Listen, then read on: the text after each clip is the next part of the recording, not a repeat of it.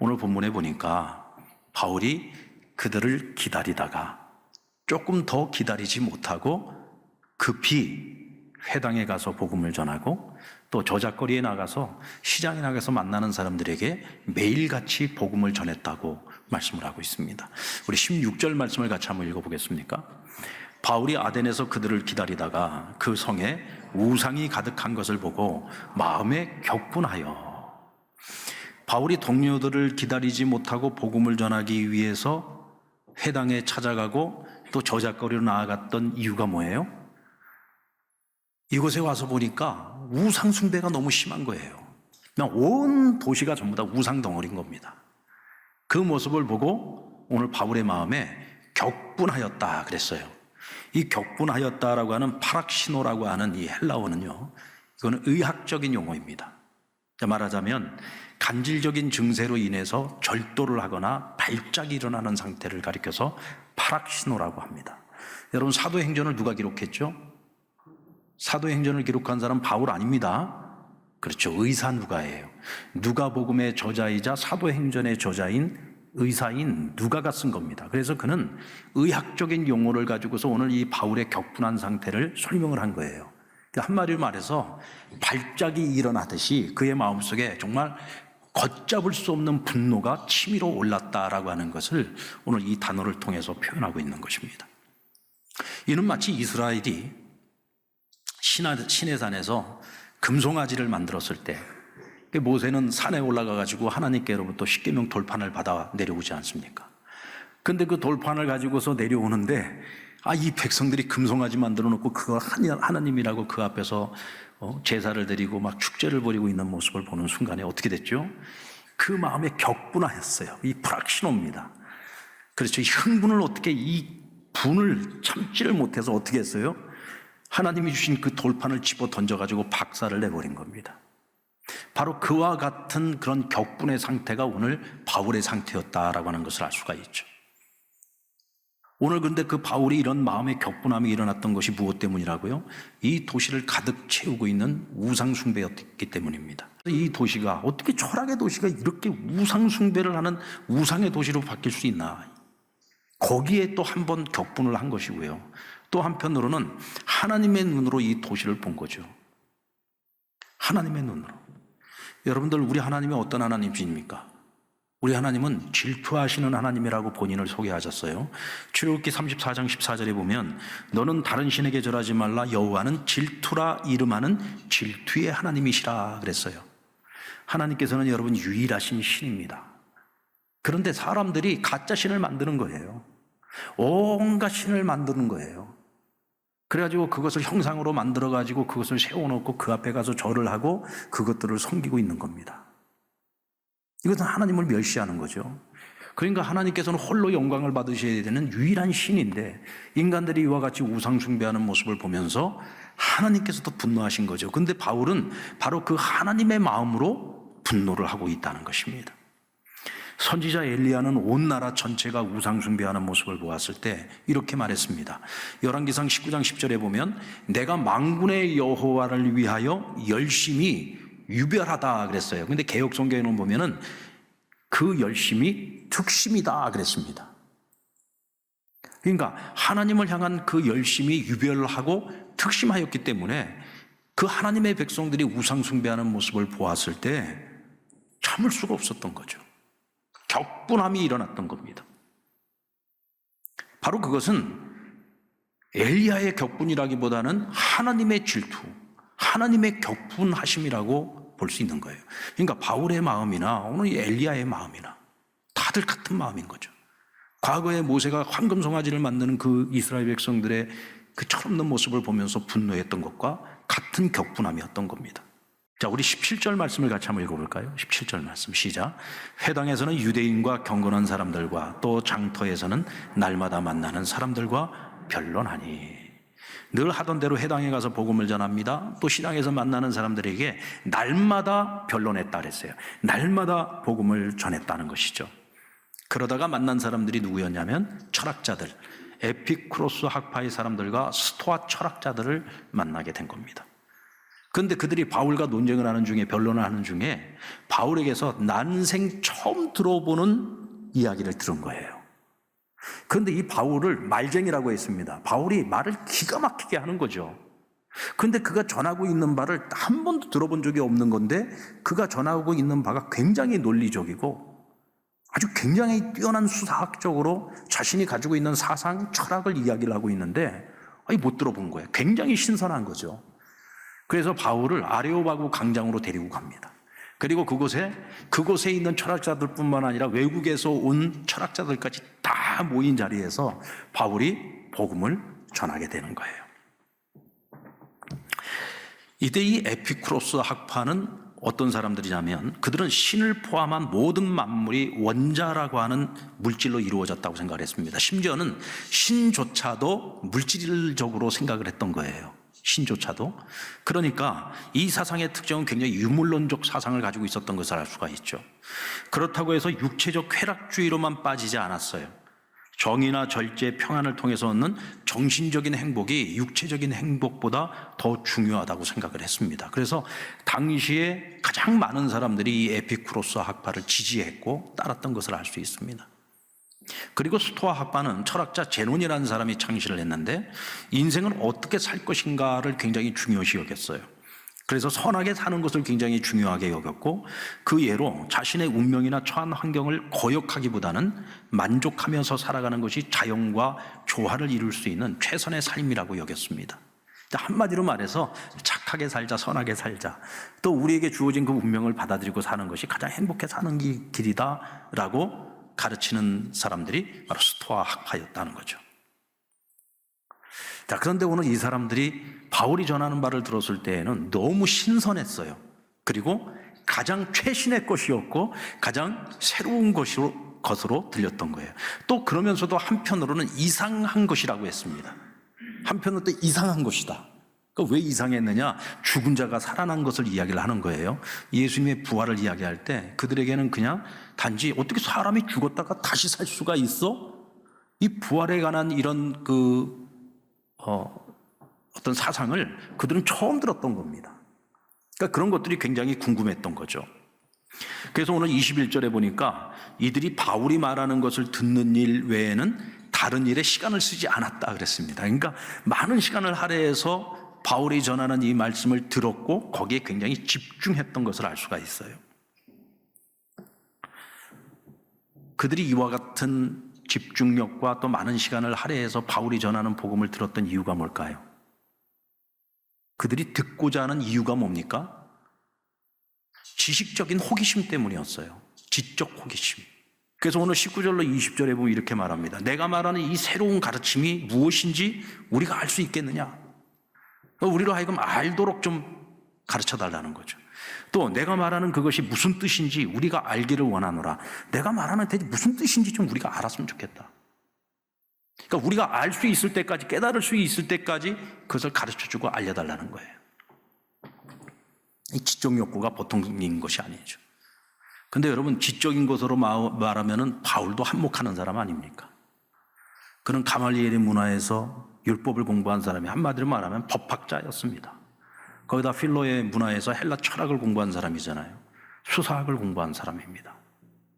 그러니까 오늘 학문의 경지로 봤을 때에 이곳에 있는 철학자들과 비교해도 조금 더 뒤지지 않는, 오히려 그들이 말쟁이라고 말할 만큼 바울은 탁월한 사람이었어요. 특별히 수사학에 아주 능통한 사람이었습니다. 여러분, 수사학이 뭡니까? 같은 말을 하더라도 사람들이 쉽게 알아들을 수 있도록, 전하는 말을 듣고 감동할 수 있도록 설득력 있게 논리적으로 지혜롭게 말하는 기술이 수사학이에요. 근데 바울은 그런 능력을 가지고 있었던 거죠. 자, 그러니까 바울이 지금 그들이 가지고 있는 그 욕구를 채워주는 일에 있어서 머뭇거릴 이유가 하나도 없어요. 왜? 바울은 그들보다 한 수 위에 있는 사람이거든. 그러니까 뭐라고 얘기했습니까? 아주 자신 있게 말합니다. 너희들이 그것을 알기를 원하느냐? 그렇다면 내가 너희로 하여금 그것을 알게 하겠다라고 말합니다. 내가 너희를 그것을 알게 하겠다. 23절 말씀이 오늘 제일 이제 핵심적인 말씀인데 우리 같이 한번 읽어보겠습니다. 시작. 내가 두루다니며 너희의 위하는 것들을 보다가 알지 못하는 신에게라고 새긴 단도 보았으니 그런즉 너희가 알지 못하고 위하는 그것을 내가 너희에게 알게 하리라. 우리 한번 따라 볼까요? 내가 너희에게 알게 하리라. 근데 여러분 좀 평상시와 다르지 않습니까?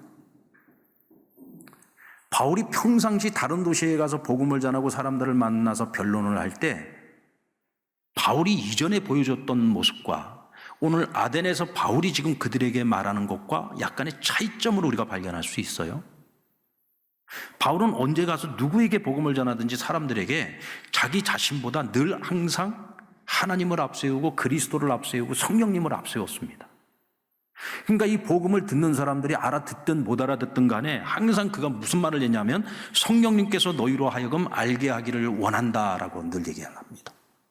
무슨 뜻이냐면 내가 복음을 전할 때 이 복음은 말의 지혜로서 능력이 나타나는 것이 아니라 복음 그 자체가 능력이 있다는 것을 그는 믿었어요.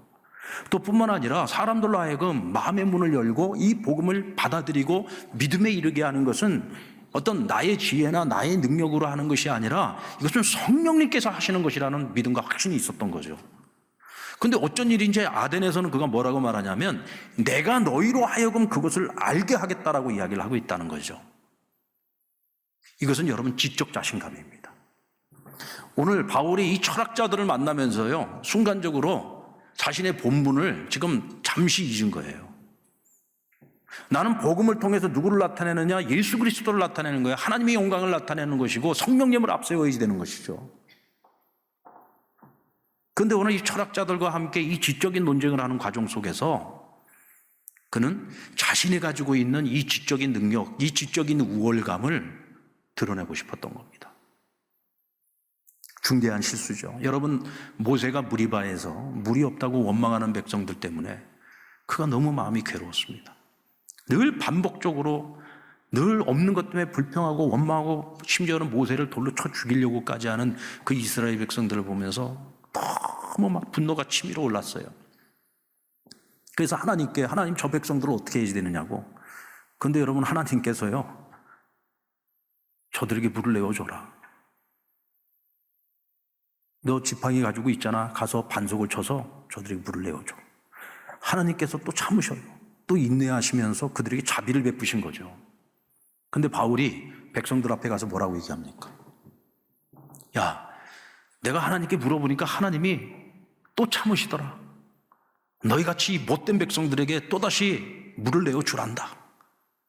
그러면서 그들에게 물을 내어준 게 아니에요. 뭐라고 했느냐면 지팡이를 딱 들면서 내가 이 지팡이를 가지고 이 반석을 쳐서 너희에게 물을 내어주랴. 하나님의 자비를 가리우고 마치 자신이 백성들에게 물을 내어주는 것처럼 자기를 드러낸 거예요. 하나님이 그것을 기쁘게 여기지 않았습니다. 그래서 모세로 하여금 가나안 땅에 들어가는 것을 못 들어가도록 하나님께서 그때 못을 확 박아버리시잖아요. 오늘 바울이 그런 실수를 한 겁니다. 성령을 앞세우지 아니하고 복음의 능력을 앞세우지 아니하고 자신의 지식을 앞세워서 자신의 능력으로 너희들이 궁금해하는 거, 너희들이 알고 싶은 거, 너희들이 알지 못하는 신까지 만들어 놓고서 우상을 숭배하고 있는데 그 알지 못하는 신이 누구인지 내가 너희에게 이야기해 줄게. 너희들로 하여금 내가 알게 해줄게. 라고 자신 있게 얘기를 한 겁니다.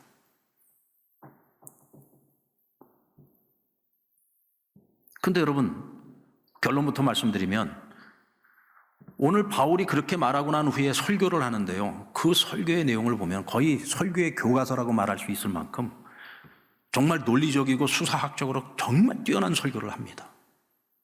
그런데 그런 설교를 하고서도 결과적으로는 그 사람들의 마음을 얻는 데는 실패하게 됩니다. 그러니까 한마디로 말해서 선교에 실패를 하게 된 거예요. 그러니까 마게도니아 지역에서 복음을 전하고 가장 실패했던 곳이 어디였냐면 아덴이었습니다. 가장 자신감이 충만했던 곳이었는데 그곳에서 가장 큰 실패를 경험하게 된 거예요. 자, 그러면 그의 완벽했던 설교를 한번 살펴봅니다. 접촉점부터가 굉장히 남달라요. 우리 일반적인 설교로 말하면 서론이라고 말할 수 있는데 22절 말씀에 보면 너희가 종교성이 많다는 말로 시작을 합니다. 너희가 참 종교성이 많다. 보니까 온갖 우상들을 다, 온갖 신들을 전부 다 만들어 놓고 섬기고 있는데 심지어는 알 수 없는 신까지 만들어 놓고 너희가 섬기는구나. 여러분들, 왜 이 아덴 사람들이 알지 못하는 신까지 이렇게 제단을 만들어 놓고 섬겼을까요? 혹시 자기네들이 신을 몰라가지고 빼놓은 신이 있으면 그 신으로부터 저주를 당할까봐 알지 못하는 신까지 만들어 놓고 섬긴 거예요. 그러니까 그들에게는 신에 대한 두려움이 있는 거죠. 그러니까 바울이 너희들을 보니까 참 종교성이 많은 사람들이구나. 종교성이 많은 사람들. 그래서 너희가 지금 굉장히 지금 궁금해하는 것이 있는 것 같다. 그게 뭐냐? 알지 못하는 신. 내가 오늘 너희들로 하여금 그 알지 못하는 신이 누구인지에 대해서 너희에게 명확하게 내가 알게 해주겠다 라고 얘기를 한 거죠. 그러니까 오늘 이 아덴 사람들이 가장 궁금해하는 거, 그들이 필요로 하는 것이 무엇인지를 알고 그것을 저촉점으로 삼아가지고 그들에게 그 진리를 전하겠다는 거예요. 그러니까 그 사람들이 귀를 더 열지 않겠습니까? 우리가 알지 못하는 그 신을 이 사람이 알고 있다고? 근데 그것을 우리에게 가르쳐 주겠다고? 그러니까 더 귀를 기울이고 듣게 되는 거죠. 바울은 이 설교에서 이 사람들이 알고 싶어 하는 것에 대해 더 정확하게 가르쳐 주겠다고 하면서 그 알지 못하는 신이 누구라고 얘기를 합니까? 그렇죠. 하나님을 그들에게 전하는 겁니다. 하나님에 대해서 그는 세 가지로 정의를 이해하고 있는데요. 그 첫 번째, 하나님은 창조주다. 하나님이 이 세상 천하 만물을 다 지으셨다. 너희를 지으신 분도 하나님이시다. 그런데 너희는 하나님을 자꾸 손으로 만들어서 형상화해가지고 그것을 하나님이라, 그걸 신이라고 너희가 지금 믿고 있다. 그것은 잘못된 것이다. 절대로 하나님이 인간이 만든 어떤 것에 제한당하시는 분이 아니다. 인간이 만들어 놓은 신전에 거주하시는 분도 아니고 인간이 만들어 놓은 어떤 우상을 그곳에 머무시는 하나님이 아니시다. 너희의 손으로 만든 것으로 그것을 하나님이라고, 너희 손으로 만들어 놓은 것으로 하나님을 제한시키지 말라는 것이죠. 하나님은 이 세상의 모든 것을 있게 하신 분이라는 거예요. 그 다음 두 번째는 하나님은 베푸시는 분이라는 겁니다. 하나님은 베푸시는 분이다. 왜? 하나님은 부족한 것이 없으시기 때문에. 왜? 천하 만물 모든 것을 하나님이 지으셨고 하나님이 그것의 주인이시죠. 하나님 부족한 게 없어. 너희가 지금 섬기고 있는 이 모든 우상 종교는 전부 기복주의야. 너희 지금 복 받으려고 하는 거잖아. 그런데 하나님은 우리가 뭘 한다고 해서 복을 주시는 분이 아니야. 하나님은 처음부터 우리에게 복을 주신 분이야. 그렇잖아요. 하나님의 형상을 따라 지음받은 인간으로 이 세상에 태어났다는 그 자체만으로도 우리는 복된 존재인 거잖아요. 게다가 오늘 저와 여러분은 예수 그리스도로 말미암아 하나님의 자녀가 된 겁니다. 그것 자체가 복이잖아요. 또 다른 무슨 복이 필요한 것이 아닙니다. 우리는 이미 복을 다 받은 사람들이에요. 내가 그리스도인으로 살아간다는 그 자체가 복인 거잖아요. 오늘 바울은 그것을 지금 이야기하고 싶은 것입니다. 그리고 세 번째, 하나님은 계시하시는 분이다. 감추는 하나님이 아니야. 하나님은 자기를 온전히 열어서 우리에게 보여주시는 분이야. 여러분, 그래서 예수님 그 십계명과 그리고 율법 안에 하나님이 다 드러나 있잖아요. 하나님이 다 계시되어져 있잖아요. 나중에 선지자들의 말씀을 통해서 하나님은 어떤 분이신지에 대해서 구체적으로 말씀하시지 않습니까? 심지어는 나는 질투하는 하나님이라고까지 하나님이 자기를 표현해 주시고 드러내시지 않습니까? 결국 아덴에서 실패한 바울은요, 다음 선교지인 고린도를 가게 됩니다. 근데 여러분, 이번에는 고린도에 가서 바울이요, 복음을 안 전해요. 복음 전하지 않습니다. 사역을 못하는 거예요. 사람들을 두려워하고 적극적으로 나서지를 못합니다. 여러분, 아덴에서의 바울의 모습과 지금 우리 고린도에서의 이 바울의 모습이 너무 달라졌죠. 이 아덴에서의 이 실패가요, 바울에게 있어서는 굉장히 큰 충격이었던 거예요.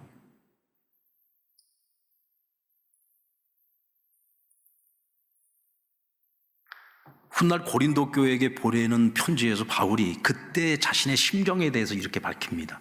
고린도전서 2장 1절로 5절 말씀인데 우리 같이 한번 읽어보겠습니다. 자, 시작. 형제들아, 내가 너희에게 나아가 하나님의 증거를 전할 때에 말과 지혜에 아름다운 것으로 하지 아니하였나니. 이건 지금 고린도에 있을 때 본인이 이렇게 했다는 겁니다. 아덴에서는 자신이 가지고 있는 지혜를 가지고 자신이 가지고 있는 지식을 가지고 하려고 노력을 했었잖아요. 그런데 내가 고린도 너희에게 복음을 전할 땐 그렇게 하지 않았다는 거예요. 증거를 전할 때에 말과 지혜의 아름다운 것을 하지 아니하였나니, 그 다음 읽습니다. 시작. 내가 너희 중에서 예수 그리스도와 그가 십자가에 못 박히신 것 외에는 아무것도 알지 아니하기로 작정하였습니다. 오직 예수 십자가만을 알고 그것을 전하기로 작정했다는 거죠. 그 다음, 내가 너희 가운데 거할 때에 약하고 두려워하고 심히 떨었노라. 이게 그때 자기의 심정이에요. 내 말과 내 전도함이 설득력 있는 지혜의 말로 하지 아니하고 다만 성령의 나타나심과 능력으로 하여 너희 믿음이 사람의 지혜에 있지 아니하고 다만 하나님의 능력에 있게 하려 하였노라. 할렐루야. 이게 여러분 아덴에서 그가 얻은 교훈입니다. 이 세상의 지식이 다 필요 없구나. 세상의 지혜가 다 필요 없구나. 무슨 논리학, 수사학 이런 거 다 필요 없구나. 사람을 변화시키는 것, 믿음의 역사를 일으키는 것은 복음이 가지고 있는 능력이고 성령님이 하시는 일이지 이건 내가 할 수 있는 일이 아니구나. 이걸 깨달은 거예요. 그래서 고린도에서 복음 전할 때는 무식하게 복음을 전했다는 겁니다. 오직 예수 십자가만을 전했다는 거예요. 어떤 화려한 미사여구를 가지고서 복음을 전하는 것이 아니라 정말 무식하게 예수 십자가만을 전했다는 것입니다. 그랬더니 고린도에서 엄청난 부흥의 역사가 일어난 것이죠. 여러분, 아덴에서 바울이 실패했던 것은 사실입니다만은 그렇다고 해서 완전한 실패는 아니었습니다. 34절 말씀에 보면 아덴에서 몇 사람이 그를 가까이 하여 믿었다고 했습니다. 그중 아레오바고 관리 디오누시오와 다말이라 하는 여자와 또 다른 사람들도 있었더라. 많지는 않았어요. 다른 도시들처럼 많지는 않았지만 그래도 그 중에 몇 사람은 바울이 전하는 그 복음의 말씀을 듣고 예수님을 영접하고 따르는 자들이 있었다라고 하는 것입니다. 저는 이 말씀을 보면서요, 여기에 하나님의 위로가 있다는 것을 보았습니다. 사람은 실수를 했어요. 그러나 하나님은 실패가 없습니다. 우리 한번 따라 볼까요? 사람은 실수할 수 있습니다. 하나님은 실패하지 않습니다. 그래서 하나님의 사람들은요, 때로는 실패하는 것처럼 보이지만 그건 실패가 아니에요. 실수입니다. 왜냐하면 오늘 바울은 아덴에서의 실수를 통해서 더 큰 교훈을 얻었어요. 가장 귀한 교훈을 얻은 겁니다. 그래, 복음을 전하는 건 사람의 능력으로 하는 것이 아니고 하나님의 능력으로 하는 것이고 성령의 능력으로 하는 것이구나, 복음의 능력으로 하는 것이구나, 이걸 깨달은 거예요. 그래서 그는 제2, 제3의 실패를 거기서 멈출 수 있었던 겁니다.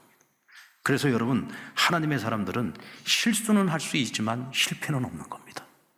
오히려 실수를 통해서 우리는 더 귀한 교훈을 얻을 수 있고 그 교훈을 통해서 우리는 한 걸음 더 성장하는 길로 나아갈 수가 있는 것이죠. 할렐루야. 오늘 아덴에서의 선교를 통해서 우리가 배워야 될 것이 무엇입니까? 우리는 이 세상의 죄와 악을 보고 이 세상의 우상 숭배를 보면서 거룩한 분노를 가질 수 있어야 됩니다. 하나님의 시선으로 그것을 바라보고 하나님의 마음으로 그것을 볼 수 있어야 됩니다. 이때 우리는요, 정말 절절한 마음을 가지고 복음을 전할 수 있는 겁니다. 복음 전함의 사명을 깨달을 수 있는 것이죠. 그리고 우리가 복음을 전할 때에는 말의 지혜와 능력으로 하는 것이 아니라 성령의 능력으로 하는 것이고 복음이 가지고 있는 그 능력으로 하는 것입니다. 오늘 우리가 내가 전하는 복음에 대한 그 믿음과 확신이 없으면 복음의 그 능력이, 복음 그 자체의 능력이 있다는 사실을 우리가 믿지 못하면요, 우리가 전하는 복음은 능력을 발휘하지 못합니다. 그런데 내가 그것을 믿으면 복음은 능력을 나타냅니다. 아멘입니까? 그리고 주를 위해서 살아가는 자들에게 실수는 있을지라도 실패는 없다. 하나님이 하신다는 사실을 믿으시고 우리는 항상 자신감을 가지고 우리가 마땅히 해야 하는 일, 우리에게 주어진 사명의 길을 걸어갈 때에 절대로 선한 일을 포기하지 말고 우리는 그 길을 끝까지 가야 합니다. 그러면 하나님께서 모든 것을 이루시고 행하실 것입니다.